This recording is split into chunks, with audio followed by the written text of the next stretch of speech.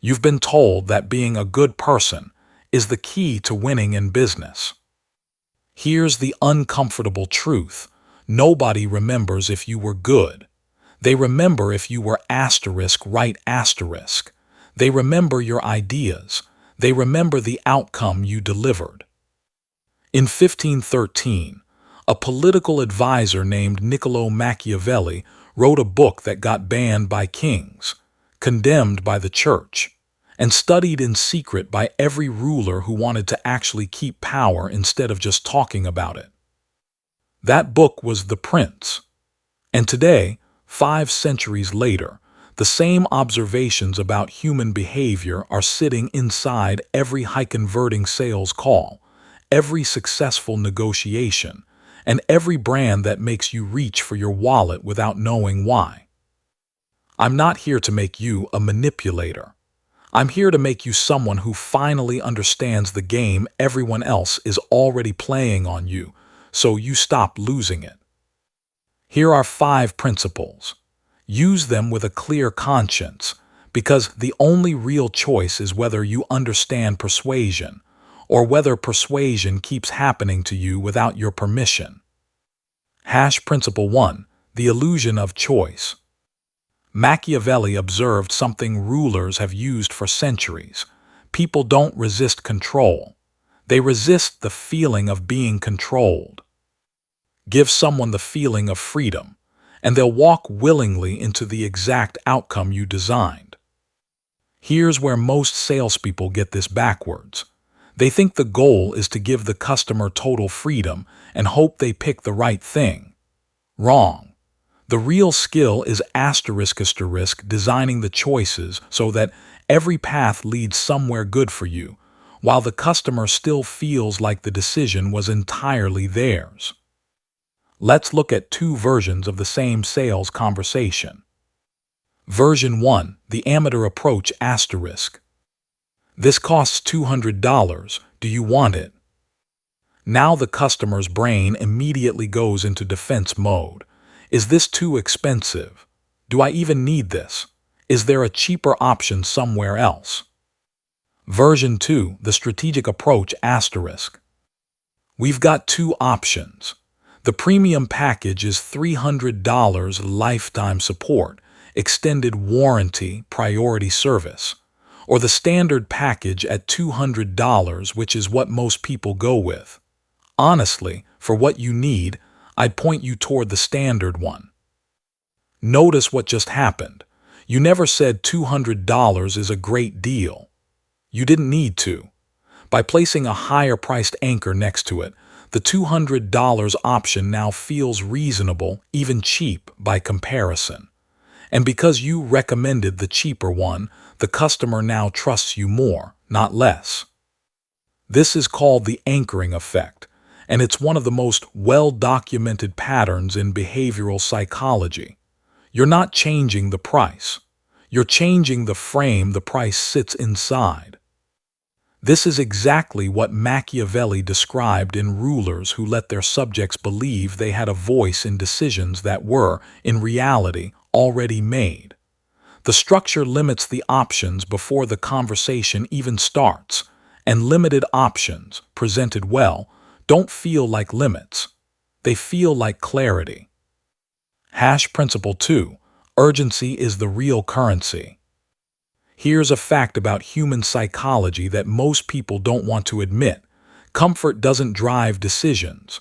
Loss does. We are wired to move slowly toward gains and instantly away from losses. A customer can think about a benefit for weeks, but the moment they sense they might lose something, a deal, a deadline, a chance, they act in seconds. Machiavelli's version of this was blunt. He argued that if a ruler can't be both loved and feared, fear is the more reliable tool, because fear doesn't depend on someone else's mood. Translate that into sales, and you get a simple rule: your customer won't move until they feel something slipping away. There are 3 ways to create that feeling, and none of them require lying. First, real scarcity. We only have 2 of these left, and the next shipment isn't for 3 weeks. If it's true, say it plainly. The pressure does the work for you. Second, social proof in motion. Let me tell you about something that happened in my own business. A customer walked in, didn't hesitate for a second, and picked up two of the same item. I actually paused what was going through her head. She'd done the math instantly.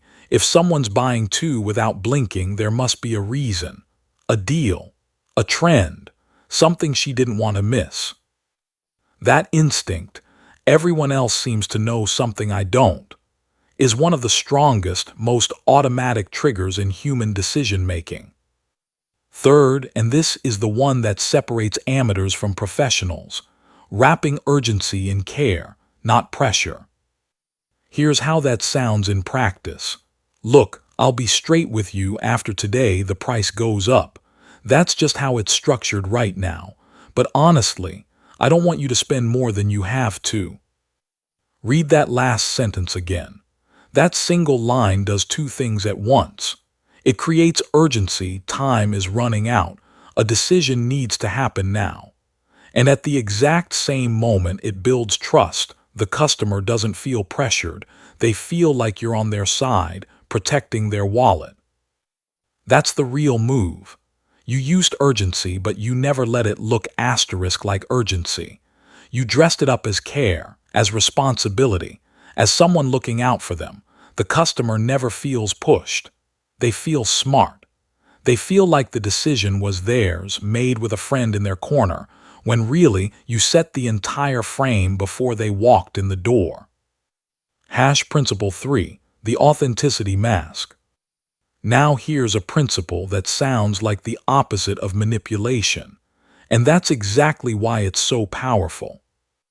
You do not need to be perfect to be trusted. You need to seem human. Machiavelli wrote that everyone sees what you appear to be, but very few ever truly know what you are. In sales, the modern version of this is simple. People don't buy from perfect salespeople. They buy from salespeople who feel real. Perfection creates distance. A small, honest flaw creates connection. Here's the skill nobody teaches. It's not about lying, it's about strategically choosing which truths to lead with. For example, honestly, I wouldn't recommend our top-tier model for you. I actually prefer the smaller one myself. It's more practical for most people's day-to-day. What does the customer's brain do with that? It concludes, this person isn't trying to squeeze more money out of me. They're being straight with me. And the moment a customer decides you're honest, they stop scrutinizing everything else you say. Or try this. I won't pretend this product is perfect. It's a little heavier than people expect, but in terms of durability, nothing in this price range comes close. You just admitted a flaw, a minor, harmless one, and in exchange, you bought enormous credibility for the strength claim that follows it. The customer now thinks you're unbiased. Meanwhile, you've already pre-handled their objection before they even raised it. This is precisely what Machiavelli described rulers doing, appearing to stand with the people, appearing relatable and even fallible, while quietly steering toward their own long-term position. The principle is simple: control the frame, and you control the outcome. Whoever sets the narrative of the conversation is the one who wins it. Principle 4. Win the frame before you win the sale.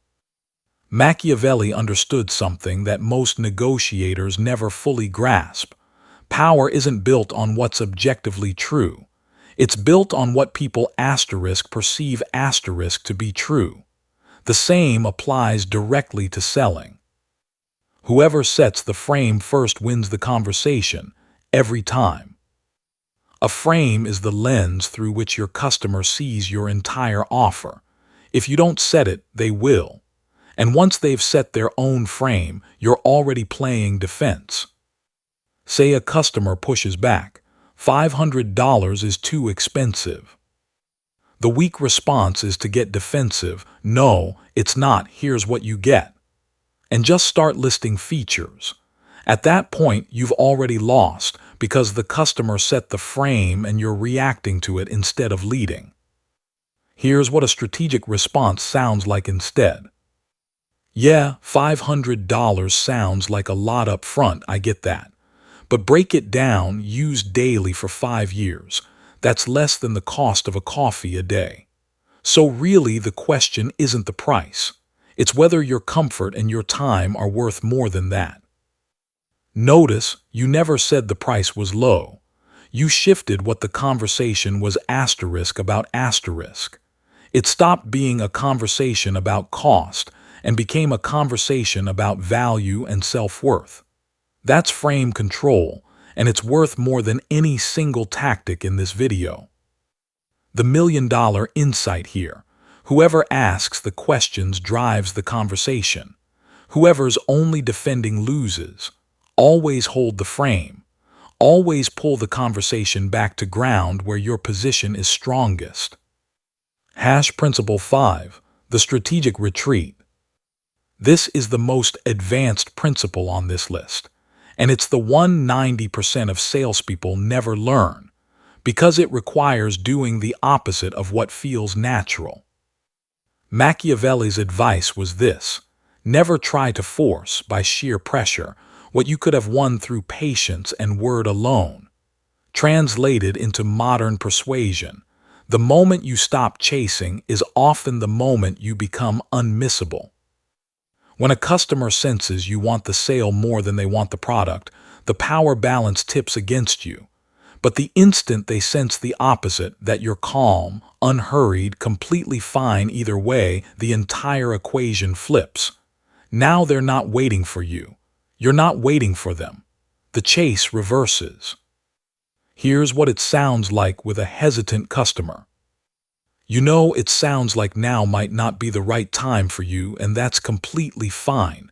Take your time. If the budget's not there right now, no pressure at all. Whenever you're ready, I'm here. What happens inside the customer's head in that silence? A small, very human panic. Wait, am I walking away from something good? Did I just talk myself out of this? And more often than not, they come back. Not with less interest, with more, because now the decision feels entirely self-driven. Nobody pushed them. They chose it. This works because of a basic truth about human psychology. We assign higher value to things that aren't easy to get. Chasing makes you seem desperate. Stillness makes you seem valuable. The honest close. Let's address the obvious question you might be sitting with right now. Isn't all of this just manipulation? Here's the honest answer: to some degree, yes. But so is every advertisement you've ever seen, every billboard, every limited time offer banner, every influencer post designed to make a product feel essential. Persuasion isn't something only bad salespeople do.